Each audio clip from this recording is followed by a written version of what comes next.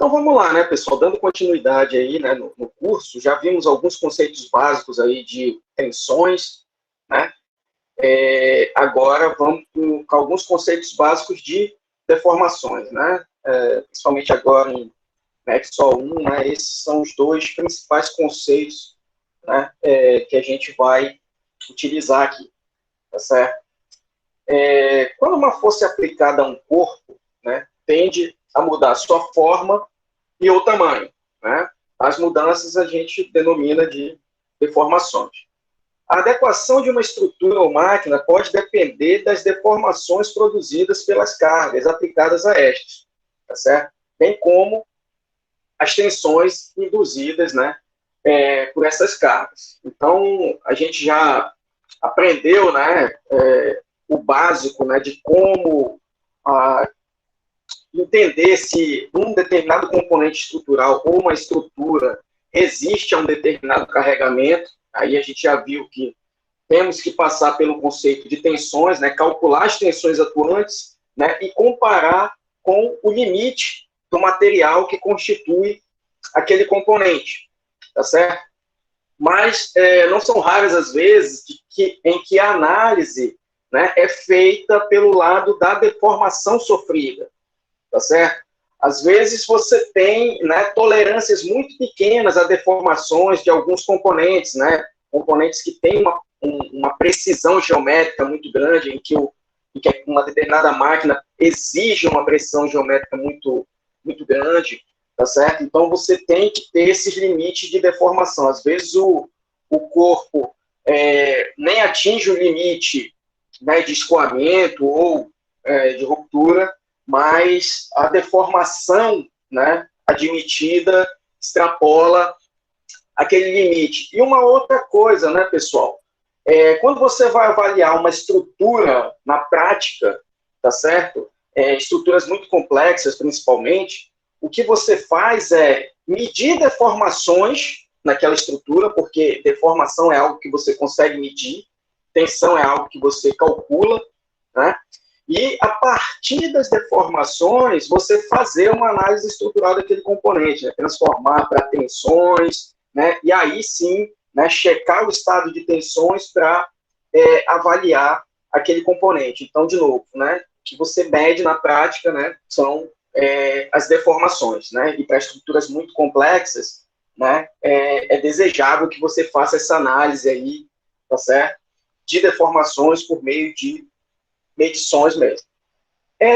Vamos ver aqui, né, pessoal, a princípio, né, a gente vai trabalhar com o conceito de deformação específica, tá certo? É o que mais a gente vai trabalhar ao longo do curso.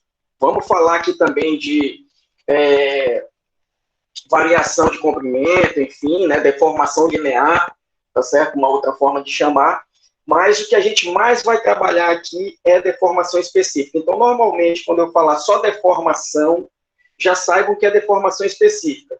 Aqui, de novo, né, a gente coloca, né, a definição, né, mais genérica, tá certo? O que seria essa deformação específica, inclusive com aqueles esquemáticos que a gente já conhece, né, com uma forma indefinida e um componente de forma indefinida, para mostrar que isso serve, né, essa definição serve para qualquer forma, né, de componente, então independe da forma, mas basicamente, pessoal, o que é essa deformação específica? Né? Seria um comprimento final, né, de um determinado segmento que a gente está analisando daquele componente, que, de novo, pessoal, assim como a tensão, a deformação específica a gente calcula também ponto a ponto, tá certo? Se as tensões variam, né, de um ponto para outro, as deformações provocadas por aquelas tensões também vão variar. Então, a deformação específica a gente também trabalha ponto a ponto, por isso que a gente entra de novo com esse conceito aqui de limite, né? Mas o que seria, né? É você avaliar um determinado segmento, um determinado ponto com um comprimento infinitesimal, né? Ver, depois de um determinado carregamento, o quanto aquilo variou, né? Então você pega o comprimento final menos o inicial e divide pelo comprimento inicial que aquele pequeno segmento tinha, tá certo? Aquele segmento infinitesimal tinha. Então, já percebam, né? Até pelo nome, né? Deformação específica, né? É algo adimensional, né? É uma diferença de comprimentos, né? Pelo comprimento inicial. É claro que tem outras formas de calcular, né? Essa deformação específica, mas a que a gente vai usar ao longo do curso é isso: comprimento final menos comprimento inicial sobre o comprimento inicial, tá certo? Resultando em algo adimensional, né? Como já está dito aqui, tá certo? A gente vai usar a letra epsilon, né, para representar essa deformação, e aí o subíndice vai depender da direção onde essa deformação ocorre, né, direção X, direção Y, direção Z, né? O mais comum de vocês verem na prática, pessoal, né, a forma de representar ou é da forma percentual, tá certo?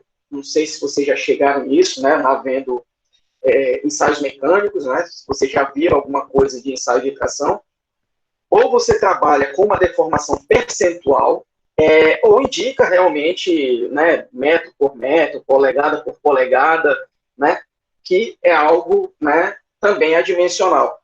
Mas também, pessoal, é muito comum a gente trabalhar com esse prefixo aqui, ó, micro. Aí a gente já se familiarizando com as ordens de grandeza aí, né, das deformações de materiais estruturais, tá certo, pessoal? É dessa ordem aqui de micro, tá? As deformações. Por exemplo, né, um corpo de prova, tá certo? De aço, né? Não sei se vocês já chegaram a ver isso novamente, né? Ele começa a escoar, pessoal, quando essa deformação, né, específica ocorrendo ali, ó, estou carregando, né, ele começa a escoar quando a deformação, né, chega a algo da ordem de 0,2%. Tá certo, pessoal? E já tem em mente, né, 0,2% seria, né, em um número absoluto, 0,0002. Não é isso? Né, 0,2%, né, você pega o número absoluto, multiplica por 100, aí você tem algo em percentual. Né? Então, em números absolutos, seria 0,0002. Né? E que em micro daria 2.000 micro, né? Porque eu tenho esse prefixo aqui, 10 a menos 6. É óbvio que para outros materiais, né, pessoal, hiperelástico, borracha, o que seja, né, o nível de deformações admitido vai ser bem maior. Né? Mas, falando aqui em materiais estruturais, é isso que a gente vai ter. Né? E só para a gente já aprofundar um pouquinho mais esse conceito, essas ordens, né, de grandeza das deformações, vamos resolver esse exercício aqui rapidinho. Então, de novo, aquele mesmo esquema. Eu vou dar 5 minutos aí para vocês, e esse aqui dá até para resolver em 5 minutos, tá certo? Pelo menos armar tudo, armar as contas, e depois a gente mostra as contas aqui. Então, olha só, o que é que a gente tem aqui, né? Determine a deformação no cabo de aço. Então, eu tenho esse cabo de aço aqui, AB, ó, da figura abaixo, sabendo que a força P aplicada na barra rígida, né, OPC, essa barra rígida aqui, né, faz com que a mesma se desloque segundo um ângulo de 0,3 graus em relação à sua posição original. Então, ó, eu tinha um ângulo de 90 aqui, tá certo, pessoal? Né? E essa deformação que eu apliquei aqui, ó, com essa força no cabo, fez com que esse ângulo agora fosse o ângulo final de 90,3 graus. Então, percebam, né? Um giro aí mínimo, né? A gente vai ver qual foi a ordem de deformação que ocasionou nesse cabo. Aí uma coisa importante também, quando a gente falar em barra rígida, pessoal, quer dizer que essa barra não deforma. Né? Porque, claro, se essa barra deformasse, o cabo ia deformar, mas isso aqui também ia sofrer uma deflexão, né? Ia sofrer uma deformação. Isso aqui ia curvar um pouco, né? Essa barra OPC. Né? Então, a gente teria que entender o quanto ela deformaria, né? Para descontar, né, do quanto o cabo vai deformar. Mas, eu dizendo que ela é rígida, pessoal, todo esse deslocamento angular, né, essa variação angular que ocorreu, nessa barra aqui, né, indo para um ponto agora O' qualquer e deslocando aqui também para um ponto B', nesse ponto aqui, tudo se deve à deformação do cabo, tá certo? Então aqui, né, percebam, você pode resolver esse problema puramente por geometria, tá certo? Então, apliquem aí a lei dos cossenos para saber o comprimento final desse cabo, que agora vai ser um cabo abelhinha, né? Descontem do inicial e dividam pelo inicial, você vai ter a deformação específica ocorrida, tá certo? Então, façam aí, pessoal, 5 minutinhos para vocês. Então, vamos lá, pessoal. Vamos resolver isso aqui rapidinho, ver, né? Lógico, problema bem simples, né? Todo mundo conseguiu fazer aí. A gente só discutiu algumas coisas, né, de como representar essa deformação, as opções, e também ver a ordem de grandeza aí, certo? Vou parar aqui, para não ficar invertido. Bom, então só desenhando, né, um esquemático aqui da questão. Então, o ponto A, obviamente, né, permanece fixo, o ponto C também, né? O que vai mudar aqui de posição é esse ponto B, né, que eu estou chamando de B' aqui, tá certo?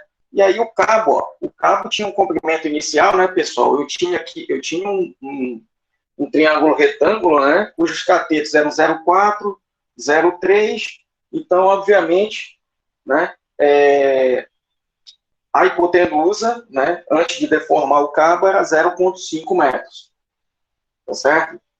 E aí, como é que eu calculo esse comprimento final, né, para a gente saber o quanto o cabo deformou? Usa a lei dos cossenos, né, que aí tem a fórmula aí, né, conhecida de todos, tá certo? E aí, o ideal, né, pessoal, quando a gente está calculando deformações, é a gente deixar para, de novo, né, trabalhar com as casas decimais só no final, né? Por exemplo, se eu já truncasse desde aqui, né, por exemplo, vou trabalhar com 3 casas aqui, quando eu jogo para cá, eu já perco um pouco de exatidão. Então, joga isso aqui tudo, né, na calculadora, subtrai do comprimento inicial, divide pelo comprimento inicial. Eu fiz essas contas aqui, tá certo? Deixa eu olhar aqui no MATCAD. Primeiro, né, que o comprimento final vai ser algo em torno de 500,63 milímetros, tá certo? Ou 0,50063, né? Que já poderia ser truncado aí, por exemplo, na terceira casa, ia ficar 0,501, né? Já dá bastante diferença, tá certo? Então, ter esses cuidados aí, né? Então, aqui, pessoal, né, usando mais casas decimais, né, isso daqui vai ficar em torno, né, esse resultado aqui já final, né, já da subtração, variação de comprimento sobre o comprimento inicial, ficaria 1,256 vezes 10 a menos 3, em valores absolutos, tá certo? Se eu quiser trabalhar em porcento, pessoal, como é que isso aqui fica, né? Isso aqui seria a mesma coisa, né? Que aí eu só preciso multiplicar por 100, né, pessoal? Então ficaria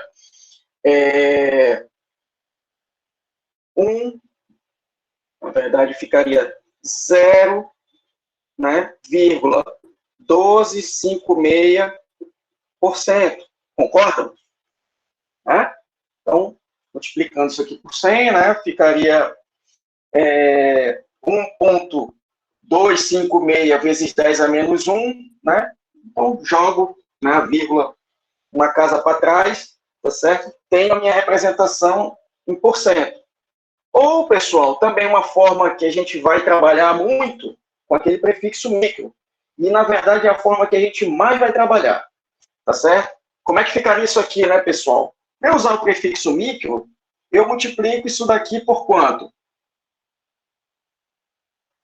Micro é 10 a menos 6, tá certo, pessoal? Então, para dar na mesma, né, se eu quiser trabalhar com o prefixo micro, né, eu tenho que multiplicar isso aqui por 10 a sexta, tá certo? Então, em micro, isso aqui ficaria 1000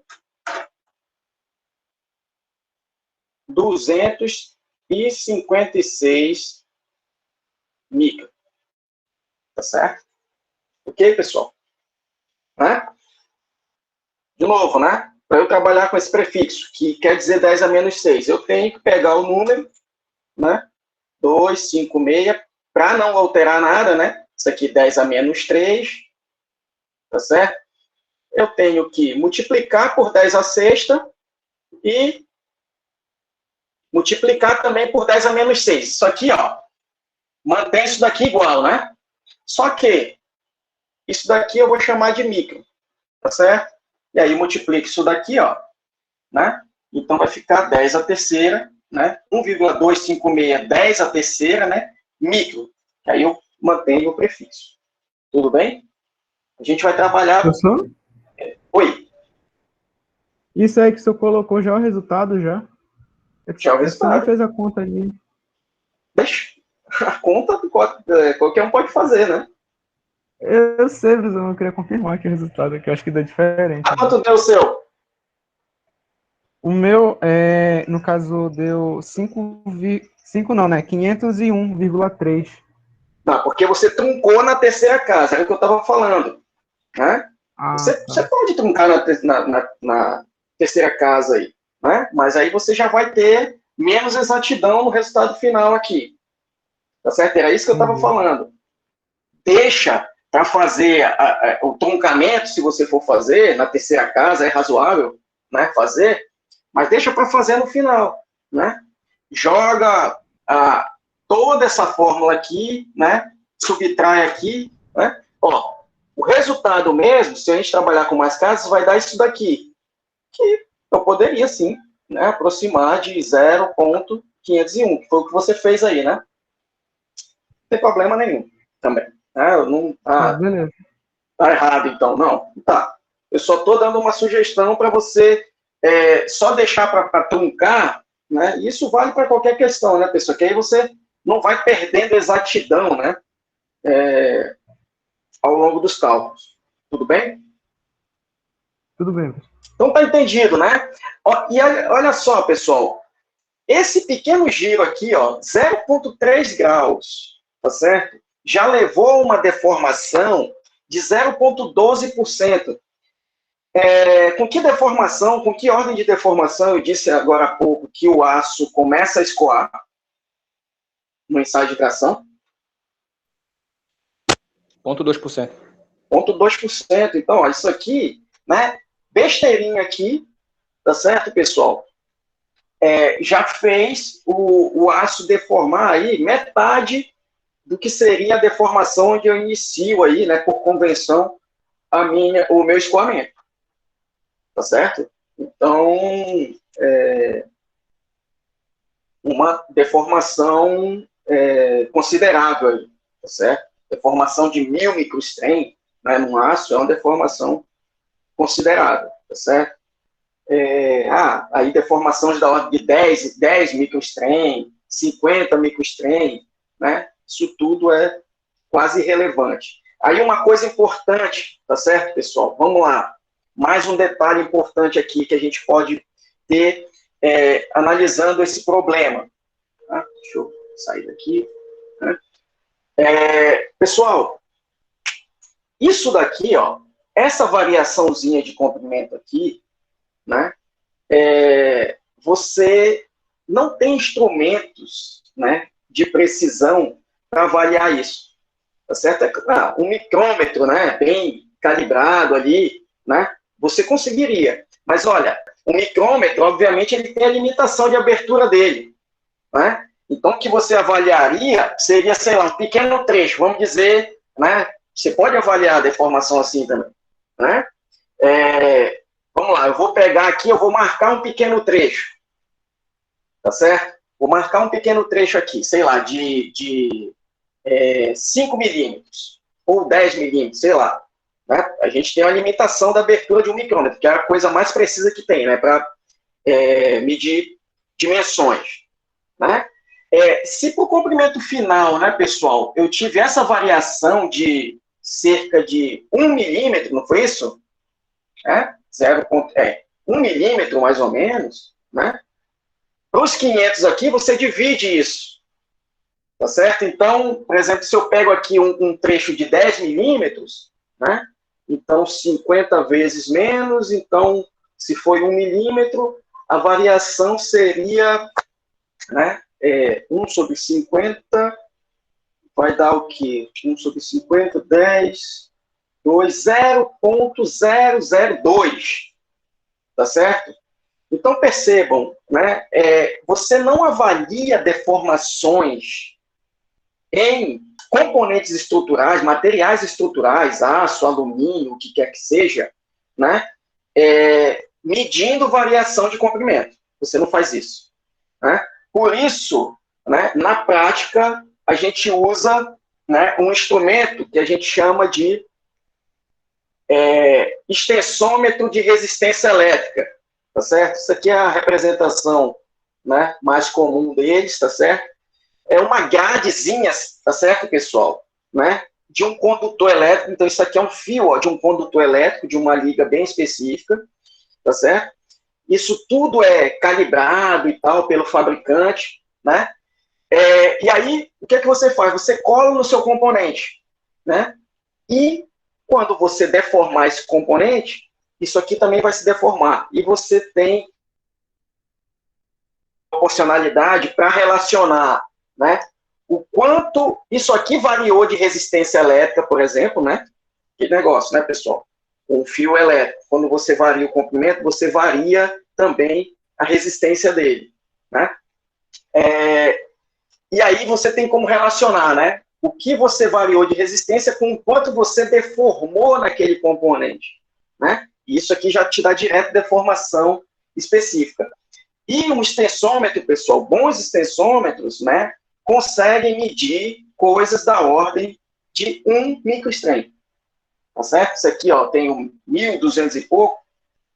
1 microstrain, um extensômetro, né, um bom extensômetro, né, de resistência elétrica, consegue pegar. Tá certo? Tem outras formas? Tem. Como vocês vão ver também em ensaios mecânicos, né? Às vezes a gente usa clip gauges em ensaios mecânicos. Porque qual é a vantagem, né? Um extensômetro desse de resistência elétrica, depois fiquem à vontade, né, para pesquisar mais sobre isso, né, na internet, né? A desvantagem é que você cola lá no componente e pronto, você não reaproveita. Um clip gauge, né, que você usa em mecânicos, né, ensaios de tração, você coloca ali, ele vai pegar com essa mesma sensibilidade as deformações, tá certo? E depois você pode reaproveitar, obviamente, né? Você vai reutilizar. Só que esses clip gauges também são bem caros, né? A ordem ali de R$ 5.000, coisas do tipo, né? Isso aqui é mais barato, mas você só usa uma vez. Então, de novo, pessoal, só mais um detalhe, né?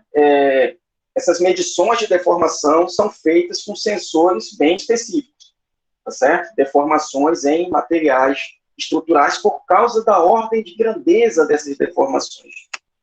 Tudo bem? Mas depois a gente vai ver, tá certo, pessoal? Ao longo do curso, principalmente mais lá em Maxwell 2, a gente vai falar mais um pouco de extensometria, tá certo? Mas em Maxwell 1 também a gente ainda vai falar sobre isso, tá? A gente pretende, né, como eu falei lá no início, fazer aula experimental e vai ser com extensometria, né, que a gente vai fazer isso. Tudo bem? Dúvidas até aqui? Tranquilo, professor. Algum comentário aí? Não. Ótimo, pessoal. Então, ó, por enquanto, o que eu quero que vocês tenham é isso, né? Como calcular uma deformação específica, saber que ela é adimensional, obviamente, saber as ordens de grandeza de deformações relevantes para materiais estruturais, tá? E como representá-la, né? Normalmente a gente vai representar ou em percentual, tá certo? Ou com a ajuda desse prefixo micro, tá? Sendo que isso aqui vai ser o mais comum. Olha só, pessoal, eu estou falando, né? Que a gente vai trabalhar, e normalmente se trabalha na prática com deformações específicas, né? Um dos motivos, pessoal, para a gente trabalhar com deformação específica, tá certo? Pela questão, né, de padronização. Né? Você trabalhando com deformações específicas, você tem a possibilidade de uma padronização, né, no uso de propriedades mecânicas de materiais obtidas em ensaios mecânicos. Tá certo? O que eu quero dizer com isso? Pessoal, o que você tem na prática lá, né, de grandezas diretas, quando você faz um ensaio de tração? Né? O que você mede lá na prática? O que a tua célula de carga te dá lá no ensaio de tração? A força aplicada, né, pessoal? Célula de carga vai te dar a força aplicada. Né? Mas só para eu me situar aqui, como é que está lá vocês em ensaios mecânicos? Agora que a gente entrou no diagrama tensão-deformação. Tá, então entrar no diagrama tensão-deformação, ótimo, já ajuda aí. Né? Mas ainda não viram nenhum ensaio, né? Não viram o vídeo disso. Ainda não. Tá, ok. Mas já começaram, já viram alguma coisa do diagrama tensão-deformação, então tudo bem. Mas olha, saibam que lá no ensaio, né, o que você mede é a força aplicada, tá certo? Pela célula de carga. E se você não tem um clip gauge, como eu falei ali, o que você vai medir direto, né, é o deslocamento, né, de um dos travessões, ou seja, o quanto o meu corpo de prova está variando de comprimento. Então, o que você teria, na prática, ali medindo, né, se você fosse traçar um gráfico, seria um gráfico força versus variação de comprimento, tá certo? Que aqui, ó, a gente está chamando de um delta, tá? Aí, por que na prática a gente trabalha com, em vez de força e variação de comprimento, a gente trabalha com tensão versus deformação? Vamos ver essa questão da padronização aqui, ó. Pessoal, se eu tenho aqui, ó, no primeiro caso, aqui, né, um corpo de prova com uma determinada área de seção transversal A, tá certo? Um comprimento inicial L, né? Aí eu aplico uma força P, tá certo? Eu estou dizendo aqui que isso provoca uma alteração de comprimento, uma variação de comprimento delta minúscula aí, tá certo? Então, o que a gente teria aqui, né? Eu teria um primeiro gráfico, né, que seria P versus delta, e daria uma retinha aí, tá certo? Ao passo que, se eu calcular tensão e deformação para cá, pessoal, ó, tensão, né, se eu tenho só um esforço axial sendo aplicado aqui, é força sobre área. Então, vai me dar uma tensão sigma. Né? Vamos dizer que P sobre A, né, eu já tendo como base, ó, força P, né, área de seção transversal A e variação de comprimento delta, e comprimento inicial L. Tá? Então, eu já sei que sigma é P sobre A. Ok. A deformação específica, pessoal, a gente já sabe, é variação de comprimento sobre o comprimento inicial. Então, delta sobre L. Não é isso? Delta sobre L. Vamos para uma segunda situação. Agora eu vou alterar a geometria, né? Eu vou alterar a geometria desse corpo de prova. Tá certo?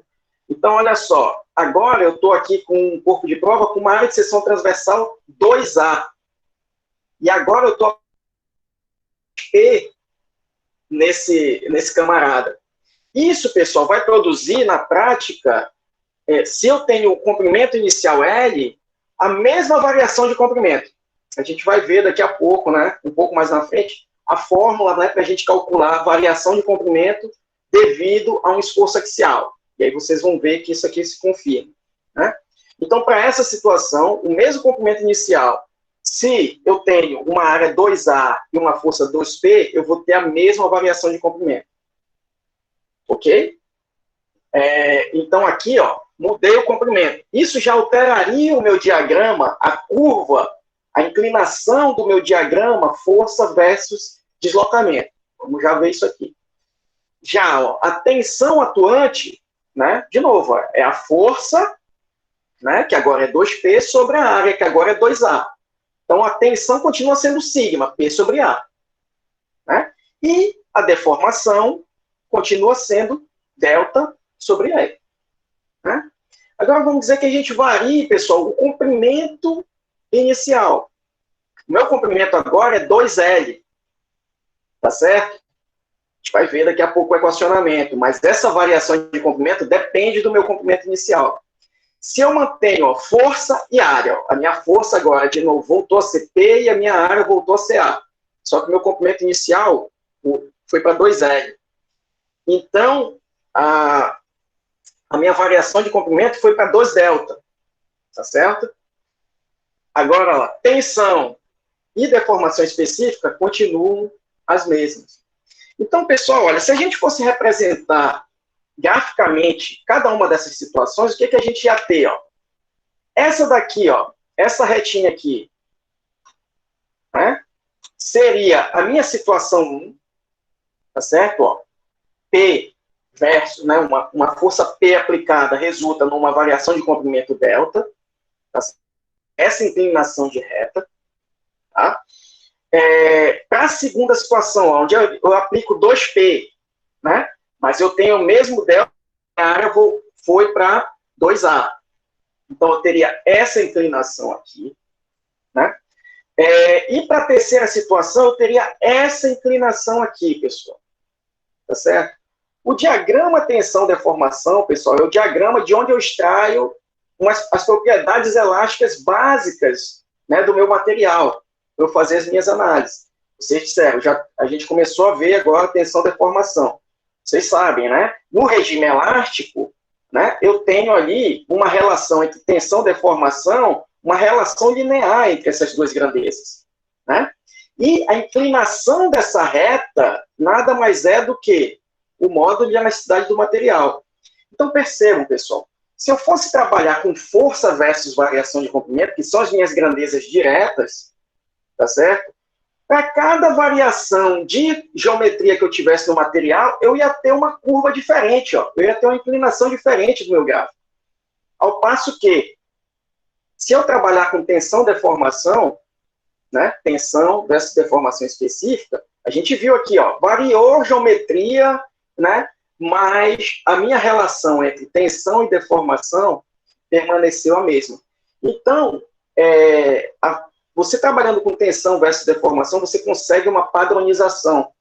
Então, a minha análise, tá certo, pessoal? A propriedade, né, do material, a relação entre tensão e deformação, só vai depender do material e não da geometria daquele material. Então, vamos lá. Eu medi as propriedades para um determinado aço.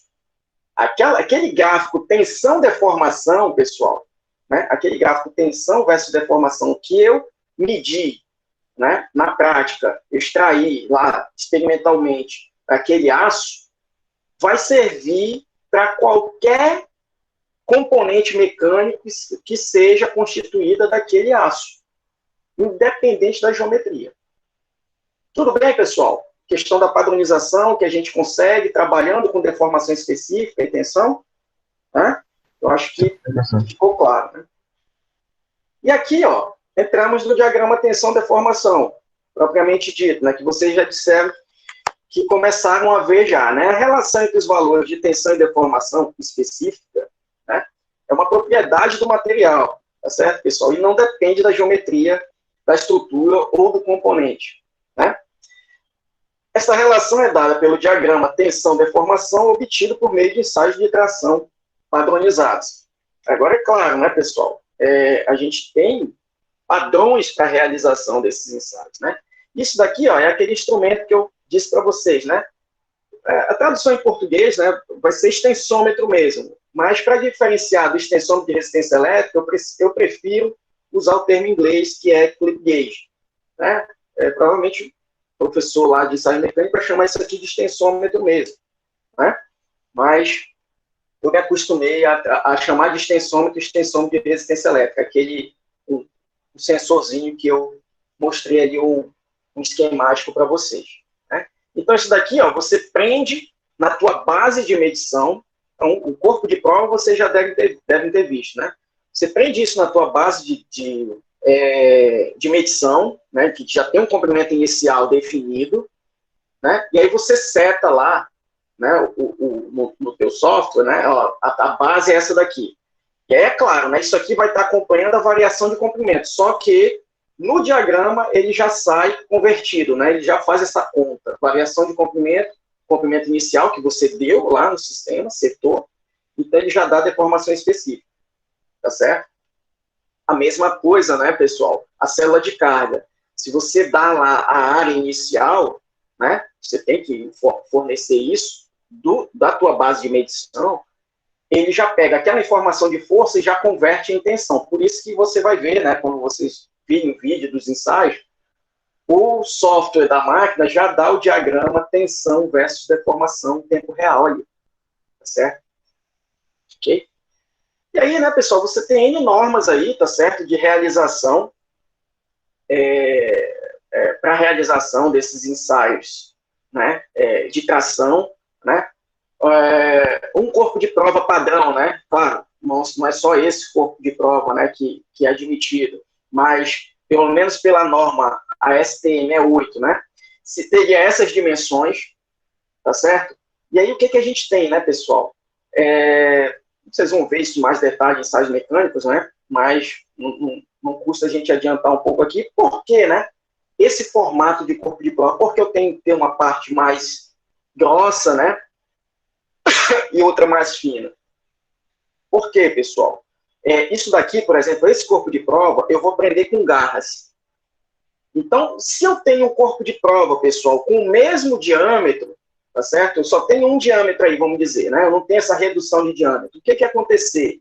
Né? Aquela zona onde eu estou apertando, né, com as garras, né, e tracionando, ela ia ser submetida a um estado de tensão muito complexo, porque eu teria tensões de contato altíssimas, né, esmagando ali aquele corpo de prova para não ter escorregamento, e ainda ia ter a tensão devido à tração, tá certo? Então, muito provavelmente, o corpo de prova romperia naquela zona onde eu estou tendo as minhas garras prendendo o corpo de prova.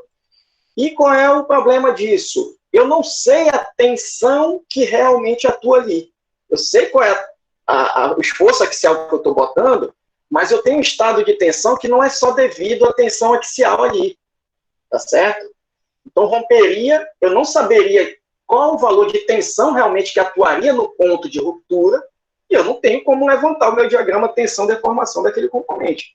Então, o que é que se faz? Você faz uma redução de diâmetro, por quê? Você garante, né, pessoal, que a ruptura, né, vai ocorrer, né, as deformações maiores, né, e a ruptura vai ocorrer nessa zona aqui, tá certo? Longe de onde eu estou ali agarrando o meu corpo de prova, tá certo? E é claro, pessoal, eu não posso fazer só uma redução de diâmetro de qualquer jeito e deixar cantos vivos no meu material, porque, de novo, isso provocaria concentrações de tensão, né? E, provavelmente, o meu corpo de prova, né, seguramente, né, salvo algum tipo de problema que tivesse por aqui, eu romperia também, né, nesse canto vivo. Por exemplo, ó, vamos dizer aqui, né, que eu não tenho esse adossamento. Vamos dizer que fosse assim, né, esse corpo de prova, né? Eu só rebaixei, né, reduzi de diâmetro. Essa é a forma até mais fácil de usinar, né? Deixar o canto vivo. Mas, já, né, você não faz isso. Por quê? A ruptura ocorreria provavelmente aqui, nos cantos vivos. E, de novo, aqui eu tenho um estado de tensão mais complexo. Eu não sei qual foi a tensão que fez isso aí romper. Então, fazendo raio de adossamento, né, também normalizado, né, por norma, tá certo? Eu garanto que a ruptura e as maiores deformações vão ocorrer nessa porção central aqui do meu corpo de prova, tá certo, pessoal? Aí eu sei que a tensão que atua ali é a tensão axial, tá certo? E eu sei também, eu consigo medir, né, com clip gauge ou outros métodos indiretos a deformação que está ocorrendo ali. Tudo bem, pessoal? Ok? Professor? Corpo de prova dútil. Oi, pois não. Mas ainda assim, nas extremidades eles deformam um pouco? Deformam. É considerável essa deformação? Hã? É considerável essa deformação? Não, porque a área é bem maior, né? Tipo, olha, Eu estou reduzindo aqui, ó, eu tenho um diâmetro de 19,1, aqui eu tenho de 12,8. Se você for jogar isso na área, né, quando você vai calcular a área, você eleva o diâmetro ao quadrado, tá certo? Então, a tensão aqui vai ser pelo menos, né, aqui eu tenho, sei lá, 50% a mais de área, né? A tensão aqui vai ser 100% maior do que aqui, pelo menos. Tá certo? Então, tudo bem, vai ocorrer alguma deformação ali, mas é irrelevante porque eu estou tendo aqui no meio. Tá certo? Tá certo, professor, entendi. Okay? Beleza. E aqui, olha só, eu tenho um corpo de prova, isso aqui já rosqueado, né? Eu tenho esses tipos de garra também com rosca, né? Não é o mais comum, mas temos. E aqui, ó, uma zona, né, muito deformada, já prestes a romper, né? E isso aqui a gente chama de estricção, tá certo, pessoal? Essa deformação, né, na direção radial, esse afinamento que ocorre, certo? E esse afinamento ocorre, pessoal, por efeito de Poisson. A gente vai ver isso aqui também já daqui a pouco, né? E a ruptura, ó, aqui você vê uma rampinha aqui, né? É aquele ângulozinho de 45 graus, né? No qual ocorre a ruptura, né? Por quê? Material dúctil falha por máxima tensão, o quê, pessoal? Normal ou de cisalhamento? Cisalhamento? Vamos absorvendo esse conceito, tá certo? Isso aí, qualquer engenheiro, né, tem que ter na ponta da língua isso, tá? Acostume-se com isso, né? Aqui, ó, algumas partes, né, desse diagrama tensão-deformação, tá certo? Que vocês vão ver com mais detalhes, né, mas faz parte aqui do nosso escopo também, né? Então, ó, aqui eu tenho, por exemplo, né, isso aqui é um esquemático, obviamente, né, na prática, a curva não é tão bem comportadinha assim, né? Mas aí ela passa por um tratamento, né, para tratar as zonas de transição, né, entre o regime elástico e o regime plástico, que normalmente eu tenho ali algum ruído, tá certo? Então, representa-se dessa forma aqui, por exemplo, né? Então, o que temos, né, pessoal? Ó, a relação, né, entre tensão e deformação no regime elástico, né? A essa relação a gente dá o nome de módulo de elasticidade, ou módulo de Young. Essa retinha aqui, né, pessoal? Tá certo? Que relaciona a tensão versus deformação. Então, essa inclinação aqui, ó, me dá, né, a tangente, né, desse ângulo aqui, me dá o módulo de elasticidade do material. Então, isso aí você calcula na prática, né? Então, você tem lá a tua reta, né? Vê a inclinação dessa reta na prática, tá certo? Joga lá em qualquer programa, né? Mas até os softwares, né, mais modernos já te dão isso direto também, tá certo? Aí você tem o módulo de elasticidade, né, do seu material, tá certo? E claro, né, você pode tratar, você sabe mais ou menos qual é o módulo esperado, né, para um aço em torno de 200 gigapascal, tá certo? É sempre algo dessa ordem, pessoal, né? E aí uma coisa importante, né? Você pode comprar o melhor aço que tiver disponível no mercado, né? Um Maregen da vida, né, que tem limite de escoamento de 2 gigapascal, né? 10 vezes maior do que um aço mais vagabundo, mas o módulo de elasticidade dele vai estar em torno de 200 gigapascal, certo? Então, o módulo de elasticidade é algo que não varia tanto, tá certo? Nos aços. Então, não tem informação do módulo de elasticidade, usa 200, certo? E mesma coisa para o alumínio, né? Usa 70, né? Você também não vai estar errando muito, tá certo? E aí, pessoal, olha, eu tenho aqui o regime elástico, tá certo? Onde eu tenho deformações plásticas ou inexistentes ou desprezíveis, tá certo? Praticamente não tenho deformações plásticas, né? Tem o regime elastoplástico, né, onde as deformações... Aí, de novo, pessoal, eu vou continuar tendo deformações elásticas aqui, nesse regime elastoplástico, né? Mas eu também vou ter deformações plásticas, né? E aí eu tenho o regime plástico, né, que é onde a gente já passou por aquela zona, né, de tensão máxima e aquela zona de fricção. A partir daí, as deformações plásticas vão ser muito maiores do que as deformações elásticas, tá certo? Então, tem esses 3 regimes aí no diagrama tensão-deformação. E aqui, né, eu tenho uma melhor ideia disso, tá certo? Então, ó, eu tenho aqui, né, o regime elástico, tá certo? E aí, ó, entrei no regime elastoplástico. Entrei e aí parei meu ensaio aqui, descarreguei meu corpo de prova. Então, ó, o que acontece é, a minha força volta para zero, minha tensão volta para zero, tá certo?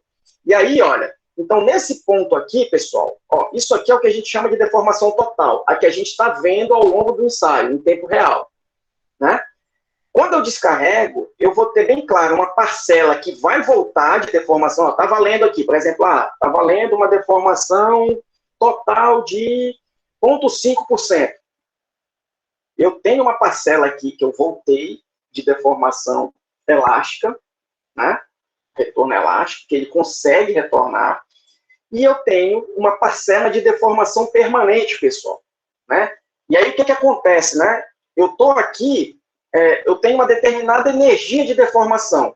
No regime elástico, toda a energia de deformação que eu tenho armazenada, né? Quando eu descarrego, o material consegue usar para restituir a sua forma original. Isso acontece no regime elástico. Tá certo? Quando eu entro no regime elastoplástico, uma parte da energia de deformação se dissipa, pessoal, em outras formas de energia. Então, uma parte continua sendo usada para tentar fazer o material voltar para a forma original, essa, né, é a energia, né, elástica, tá certo?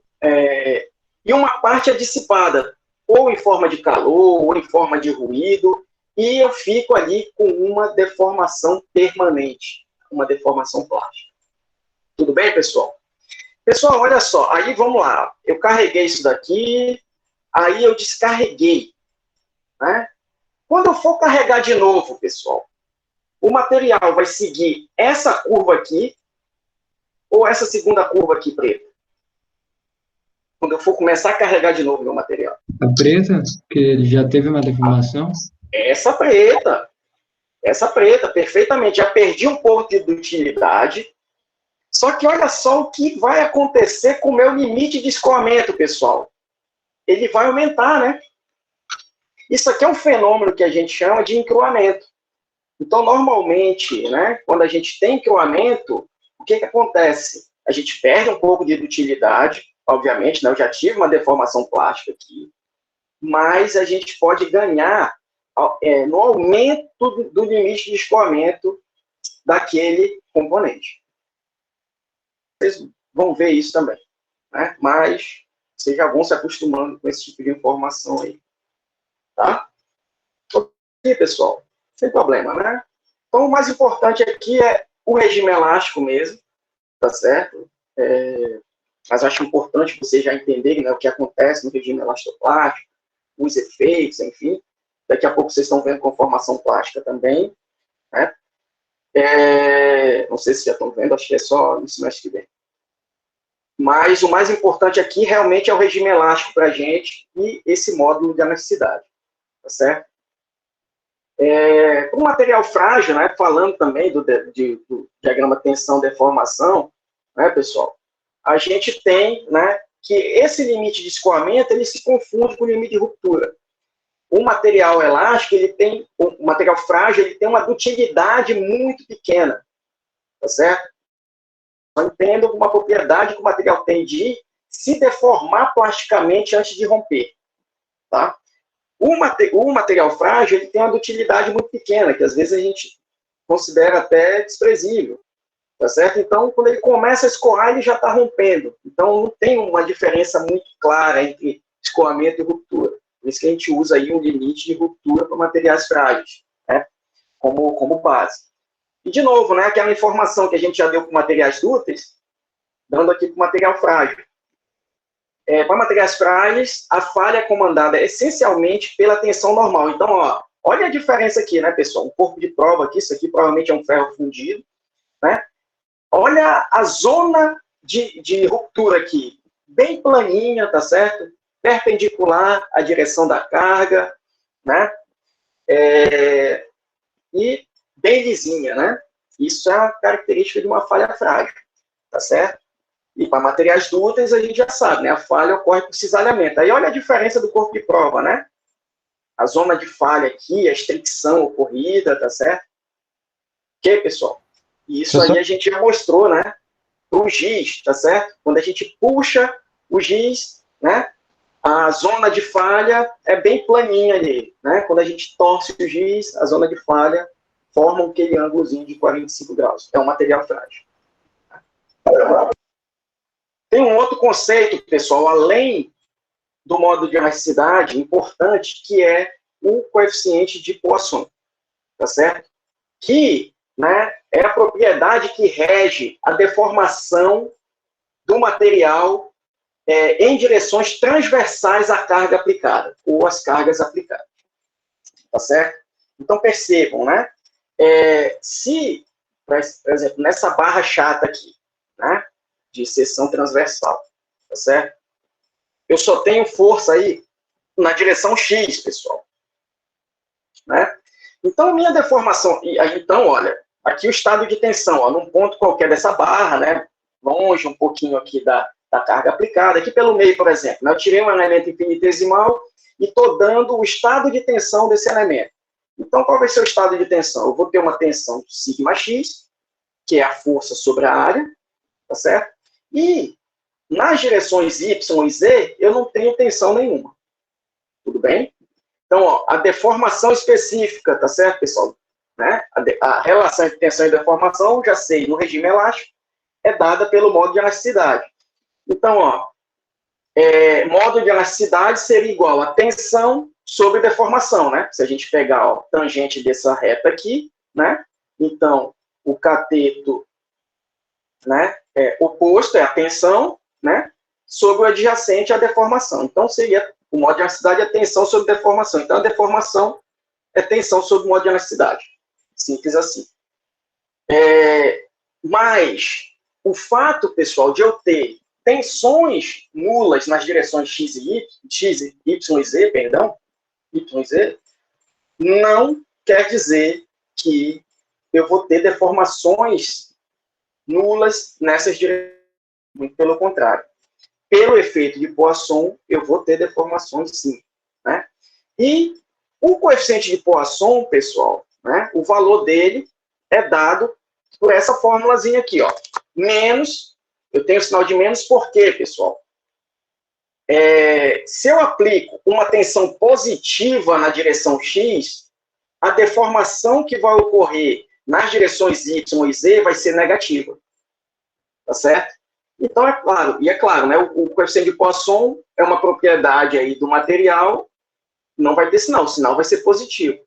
Então, para ele ter o sinal positivo, eu tenho que usar esse sinal de menos aqui na fórmula. Tá certo? Então, ó, a deformação transversal, pessoal, vai ter sempre um sinal, né, contrário à deformação axial. Lógico, né? Se eu tiver um estado unidirecional de tensão aí. Alguém ia perguntar alguma coisa? Professor? Diga. Tá, no caso, para colocar bem simples, esse sinal tipo, se a gente comprime, vamos supor, comprime alguma coisa, a seção transversal ela vai aumentar, e se a gente puxa, ela vai diminuir, é isso que você quer dizer? É isso, basicamente isso, né? Então, aí isso vale nessa observação para o estado unidirecional, obviamente. Pensem, por exemplo, pessoal, num elástico, né? Numa liga elástica, né? Acho que todo mundo tem isso na cabeça, né? Aquelas ligas elásticas, né? Com uma seção circular, né? Se você puxa, ela vai esticar e ela vai afinar, né? Ela vai esticar na direção que você está puxando e vai afinar na direção radial. Então, esse é o efeito de Poisson. Tudo bem? Né? Ok? Então, é isso, pessoal. Eu vou ter, né, para materiais estruturais e outros tipos de materiais também, né, efeito de Poisson. Tem os materiais aí com comportamento bem esquisito, anisotrópico, que às vezes eu posso não ter esse efeito, né, ser diferente, tá certo?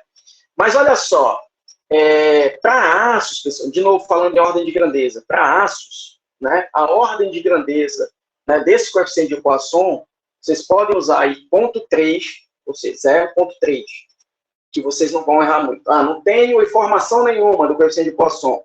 É aço, usa 0,3, paciência. Tudo bem? Se é alumínio, aí já pode ser um pouquinho maior, 0,33, 0,32, tá certo? Também não vão errar muito, pode chegar até 0,35, tá certo? Também não vão errar muito nisso aí, não. Tá? Ok? E é claro, o coeficiente de Poisson é algo que você pode medir na prática também, né? Se você tem aí, ó, interesse de medir realmente esse coeficiente de Poisson, o que você faz? Você cola também um extensômetro, né? Ou coloca lá um clip gauge, né? Na direção transversal à carga, tá certo? Você vai estar vendo quanto aquilo vai estar afinando, tá certo? Não adianta você fazer, pessoal, a relação depois da ruptura, né? Ver quanto afinou, né? E quanto eu tinha de carga. Por quê? Aí eu já passei do regime elástico, né? E esse coeficiente de Poisson que eu estou dizendo aqui, 0,3, é do regime elástico. E é o que vai interessar para a gente, né? Por enquanto, tá? E aí, pessoal, com o módulo de elasticidade e o coeficiente de Poisson, né? A gente pode ter, né, já a nossa lei de Hooke aí generalizada, que relaciona, né, tensões normais com deformações normais para um estado geral aí de deformações, tá certo? Né? Para um elemento sujeito a um carregamento multiaxial, por exemplo, né, um estado de tensão complexo aí, as componentes de deformação específica normal são expressas em função do componente de tensão e podem ser determinadas a partir do princípio da superposição. Tá certo? Então, quais as condições para aplicar esse princípio da superposição, pessoal? A deformação linearmente relacionada à tensão, ou seja, eu tenho que estar no regime elástico para eu aplicar esse princípio, né? E a deformação resultante, né, é pequena. Então, isso serve também para pequenas deformações, como é o caso aqui, né, para o regime elástico. Tá certo, pessoal? Então, com essas condições, a gente pode usar, ó, essa formulaçãozinha aqui, ó. Essas formulações aqui, né?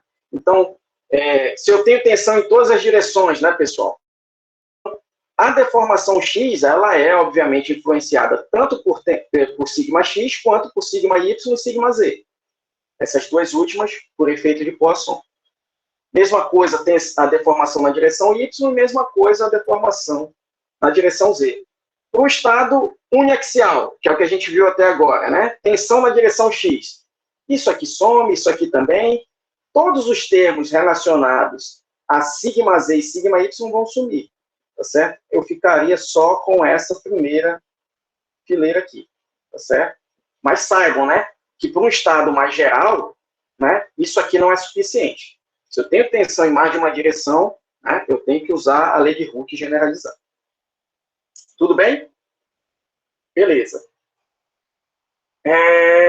Pessoal, vamos falar agora aqui de deformações de cisalhamento. Tá certo? A deformação específica, pessoal, né, ela provoca alterações volumétricas no meu ponto que eu estou analisando. Tá certo? Ou variações de comprimento, né, nas arestas daquele comprimento. De novo, a gente vai costumar trabalhar com um cubo elementar, né, para representar um ponto. Né? Então, se eu só tenho deformações específicas aí, né, não tenho deformações de cisalhamento, só o que eu vou ter vai ser alteração de comprimento nessas arestas, que estão representadas aqui. Né? Variações. Já as deformações de cisalhamento, pessoal, num determinado elemento ali infinitesimal, no meu cubo elementar, o que ela vai provocar vão ser distorções angulares. Tá certo? Então, a gente chama deformação de cisalhamento ou distorção angular. Né? É a mudança de ângulo entre dois segmentos de reta inicialmente perpendiculares. Então, ó, se eu tenho um cubo aqui de início, e aí eu distorço, né, eu aplico uma tensão de cisalhamento, que obviamente vai gerar uma deformação de cisalhamento. Eu vou distorcer esse meu elemento aqui, esse meu cubo elementar. Né? Pode ser em todos os planos, pode ser em um só plano, tá certo? Dependendo da direção das tensões que eu estou aplicando. Né? Então, onde eu tinha 90 graus, eu vou ter um ângulo diferente agora. Essa é a minha deformação de cisalhamento. Aí, de novo, né, pessoal? eu aplicando aqui os conceitos de limite, para a gente saber que é algo pontual e para generalizar, né, a formulação dessa deformação. Mas é algo que, na prática, isso é algo muito mais simples de ser calculado, né? Eu vou ter ali uma determinada tensão de cisalhamento, que eu sei calcular, e como é que eu relaciono, pessoal, essa tensão de cisalhamento com a deformação de cisalhamento? Por meio do módulo de cisalhamento, ou módulo transversal. Vocês vão ver também essa nomenclatura na prática. Tá certo? Módulo de cisalhamento e módulo transversal. Para materiais isotrópicos, pessoal, que é o que a gente vai aplicar aqui, né, mais usar, né, materiais de estrutura cristalina, né, como aços, né, e alumínio, certo? Materiais estruturais. A forma de eu calcular esse módulo de cisalhamento, eu tendo lá, né, fiz meu ensaio de tração, medi o coeficiente de Poisson e o módulo de elasticidade. Eu jogo nessa fórmula aqui, eu consigo meu módulo de cisalhamento. Eu posso também fazer um ensaio específico para medir esse módulo de cisalhamento. Uma injeção pura, por exemplo, pessoal, me dá esse módulo de cisalhamento aí direto. Tá certo? Mas aí é um ensaio, às vezes, um pouco mais complicado de ser realizado. Tá certo?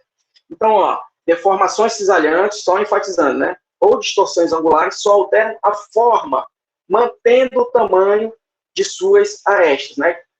De novo, eu estou me referindo aqui ao cubo elementar que a gente usa para representar o ponto onde a gente está fazendo a nossa análise de tensões. Análise de tensões sempre pontual.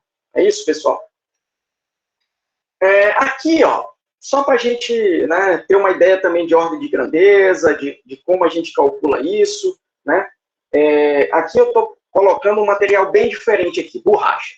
Né? Um material, né, que pode deformar muito elasticamente, tá certo? Diferente do que a gente vai ter mais utilizar aqui na prática, né? Aqui, ó, considera uma placa, né, de borracha com comprimento de 50 milímetros, altura de 20 milímetros e espessura de 10 milímetros, tá certo? A mesma é fixa entre duas placas de aço, tá? Conforme mostrado aqui, né? O conjunto sofre uma carga horizontal P, né, na placa de aço superior, que faz com que a borracha deformada, né, seja deformada, né, como está mostrado aqui. Sabendo que o módulo de cisalhamento da borracha, tá certo, pessoal, é 0,3 megapascal, olha o módulo de cisalhamento da borracha. Olha o quanto ela é flexível, né, pessoal? 0,3. Determine a carga P que foi aplicada para produzir esse deslocamento. Ó. Aqui eu estou admitindo que essa placa aqui está fixa, né? E essa aqui está sofrendo uma carga P. Né? Então, isso aqui eu estou provocando um cisalhamento aqui. Tá certo, pessoal? De quanto esse cisalhamento que eu estou aplicando. Né? Então, percebam, né? Aqui, ó, ela é deformada. Né? Eu tenho aqui, ó, se eu for dividir aqui essa a placa de borracha, né, pessoal, em pequenos segmentos, tá certo? Ela em deformada, eu tenho aqui os meus elementos formando um ângulo de 90, tá certo? Com arestas, né, formando um ângulo de 90 graus. Aqui, ó, eu provoquei uma distorção angular, que por essas informações geométricas, eu consigo mensurar de quanto foi essa deformação angular aqui, tá certo? Essa distorção angular. Então, é isso que eu quero que vocês façam aí. Mas antes, só para a gente comentar, né? A ordem de grandeza desse módulo de cisalhamento. Pessoal, qual foi a ordem de grandeza que eu falei para vocês considerarem, por exemplo, para um aço, para o módulo de elasticidade? O módulo de elasticidade, pessoal. Módulo de elasticidade. Aqui, ó. 200 gigapascal. Pessoal, não esqueçam essa informação. Tá certo? 200 gigapascal. Tá certo? Módulo de cisalhamento. Então, vamos ver aqui. Não, o módulo de elasticidade, perdão. O módulo de cisalhamento é dado por isso aqui. Qual é a ordem do coeficiente de Poisson para um aço? Eu falei também para vocês. 0,3. 0,3. Se a gente fizer essa conta aqui, pessoal, tá certo? Ó, com 200 gigapascal aqui, 0,3 aqui, o modo de cisalhamento do aço vai dar algo em torno de 77 gigapascal. 77 gigapascal. Olha o modo de cisalhamento da borracha aqui, 0,3, né? É muita coisa, tá certo? De diferença. Ok? Então, vamos lá, pessoal. Façam esse cálculo que está sendo pedido aqui. Tá? 5 minutinhos de novo para vocês. Então, olha só, pessoal. Só representando aqui, né? Aí eu já estou representando só a parte de borracha, né? Ela já deformada. Tá certo? Aí, olha só. Aqui, ó, eu estou fazendo os mesmos elementos infinitesimais que eu faria lá, né? Para ela indeformada. Só que agora, olha, os ângulos aqui, já percebam, né? Ou são ângulos menores do que 90 graus ou maiores, né? Eles vão se alternando, né? Aqui eu tenho um ângulo obtuso, aqui agudo, eles vão se alternando de quadrante para quadrante. A gente vai entender bem essas características, né, das tensões de cisalhamento, das deformações, como representar, sinal. Então, não é ainda o momento disso, certo? Quero que vocês entendam o conceito básico, né, que provoca distorção angular, ordem de grandeza, esse tipo de coisa.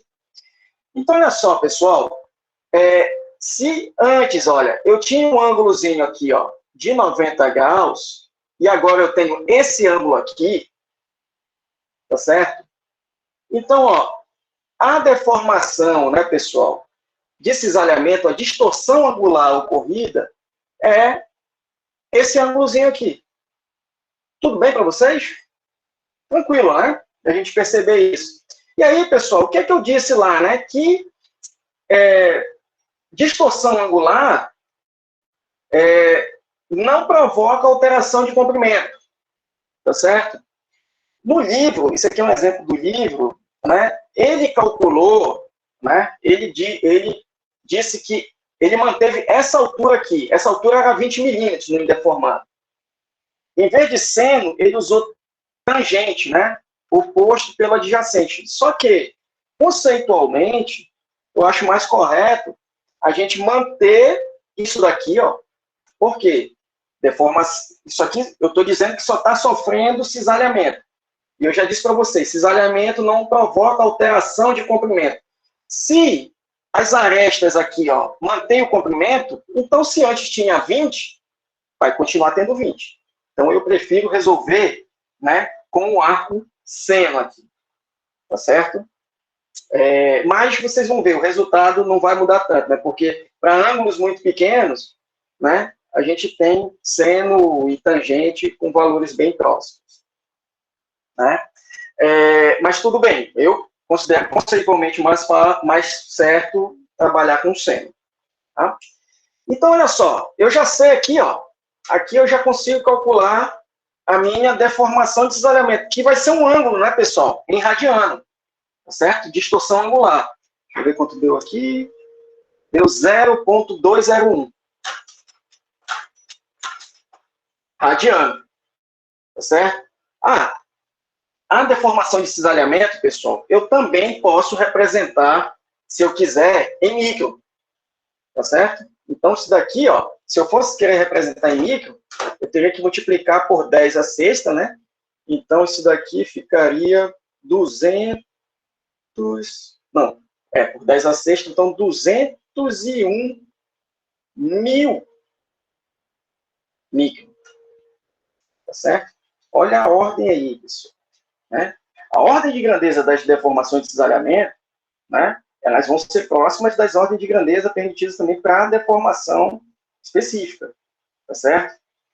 Então, para aço, né, quando a gente vê coisas de 1000 micro para deformação de cisalhamento, isso é coisa grande, tá certo? Aqui, ó, para borracha, 201 mil micro, né?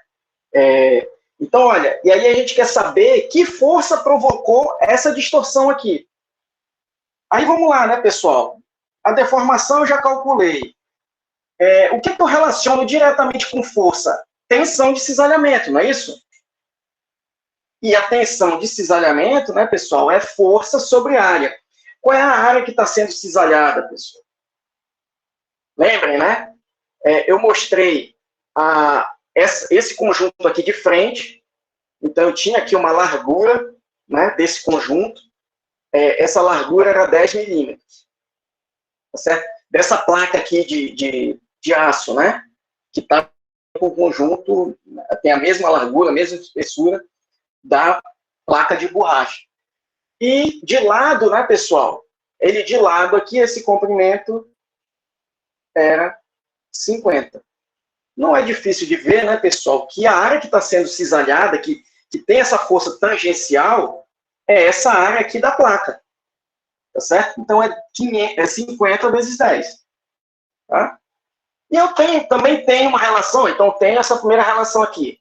Né? Tensão é igual a força, que é o P que eu quero calcular, né? Sobre a área.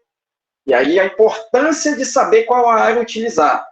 Tá certo? Via muita gente usando 50 vezes 20. Não é essa área que está sendo cisalhada, pessoal. Certo? O que está sendo cisalhado, né, onde eu estou aplicando a força, é o que está sofrendo a força tangencial. Tá? E aí a relação, né, entre deformação e tensão é dada pelo módulo de cisalhamento, que foi dado no problema. Então, ó, vou substituir tudo aqui, ó, colocar tudo em função só de P, né, minha única incógnita, né?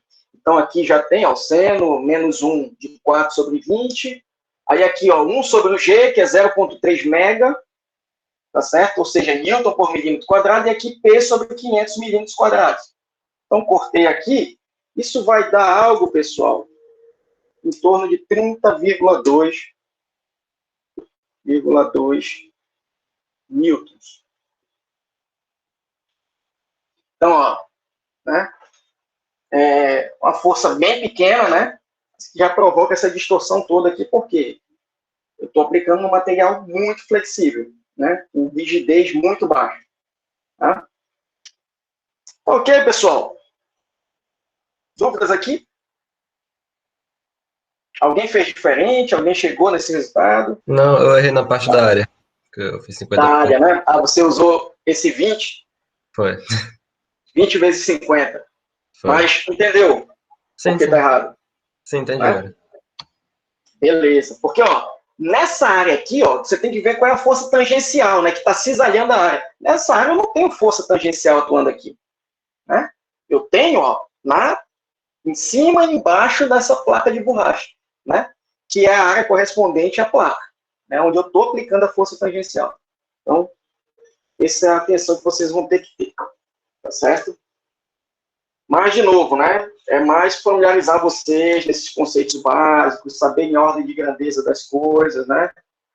O engenheiro tem que saber isso, tá certo, pessoal? Tem que ter isso no sangue, né? A ordem de grandeza, saber o que esperar de determinados materiais, do comportamento, pelo menos uma ideia, né? Tá certo? Para saber o que é absurdo, o que não é, né? E por isso que uma das coisas que eu mais cobro, né? Em prova, pô, você erra cálculo. Às vezes é comum você errar cálculo. Mas aí, estou trabalhando lá com aço. Aí você chega numa tensão, aí me coloca lá, tensão 10 pascal com aço. Quando a gente já falou que a ordem razoável para componente de aço, pessoal, é o quê? Ordem de mega, né? Então, esse tipo de coisa, pessoal, que agride muito a questão conceitual, né? Que pega muito mal para um engenheiro, isso eu cobro bastante, tá certo? Em prova. Né? O camarada errou lá uma pontinha aqui e tal, não sei o quê. Isso eu não valorizo tanto quanto uma ordem de grandeza. Por exemplo, se o cara só usou número, né? Tem gente que não gosta de trabalhar com unidade para saber o que dá no final. Aí lá no final, coloca o número certo, mas coloca a unidade errada ou a ordem de grandeza errada, isso aí eu desconto mais pontos do que o cara que errou ponto. Não tenha dúvida disso. Certo? Então, atentem para isso, pessoal. Trabalhem com unidade, façam uma análise dimensional sempre dos problemas, para saber o que vai sair lá no final, e saibam, né, também a ordem de grandeza esperada para as coisas. Tudo bem? Ok, pessoal, eu acho que já estamos aí em 12h50, estamos bem, tá certo? Aí deixa eu ver até que slide fomos. Tá. Estamos bem, já estamos quase na metade dos slides, então na aula que vem terminamos, né, o conteúdo, tá certo? Resolvemos já mais alguns exemplos, né? Aí vamos ver problemas estaticamente indeterminados, problemas com variação de temperatura, né? Tá certo? Na aula que vem, então, a gente tem bastante coisa legal aí para ver, tá? Vou tentar colocar já esse material para vocês no máximo amanhã, tá certo? Ver alguns detalhezinhos aqui. E para vocês já tentarem, né, fazer já irem se familiarizando com os exemplos que tem aí resolvido e tal, mas quando a gente voltar, então, para a gente poder avançar mais. Tudo bem, pessoal? Então, obrigado aí a todos, tá certo? Pela atenção e até quinta-feira.